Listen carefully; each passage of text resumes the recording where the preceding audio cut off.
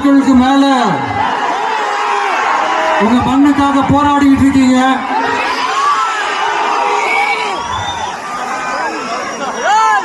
உங்க போராட்டத்தை பத்தி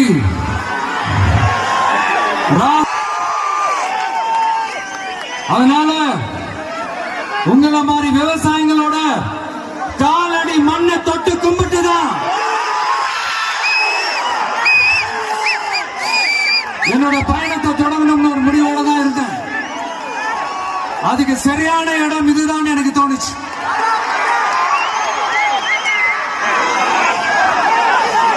என்ன உங்க வீட்டில் இருக்கிற ஒரு மகனா என்னோட கள அரசியல் பயணம். நான் இங்க வளர்ச்சிக்கு எதிரானவெல்லாம் கிடையாது. ஏர்போர்ட்டே வரக்கூடாதுன்னு நான் சொல்லல, இந்த இடத்துல வரக்கூடாதுன்னு நான் சொல்றேன்.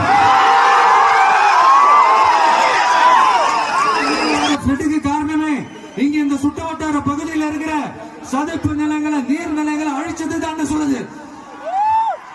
இப்படி ஒரு நீங்க எதிர்கட்சியா இருக்கும் போது 8 வழிச்சாலையை எதிர்த்தீங்க, அந்த காட்டுப்பள்ளி துறைமுகத்தை எடுத்தீங்க. அதே தானே இங்கேயும் அதே நிலைப்பாடு தானே இங்கேயும் எடுக்கணும்.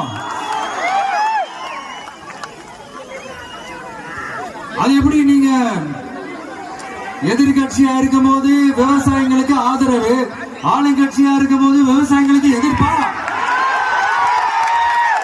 எனக்கு புரியலையே. நீங்க உங்களோட வசதிக்காக அவங்களோட நிக்கிறதும் அவங்களோட நிக்காம இருக்கிறதும், நாடகம் ஆடுறதும் நாடகம் ஆடாம இருக்கிறதும், அது சரி. நம்புற மாதிரியே நாடகம் ஆடுறதுலதான் நீங்க மறு ஆய்வு செய்யணும்னு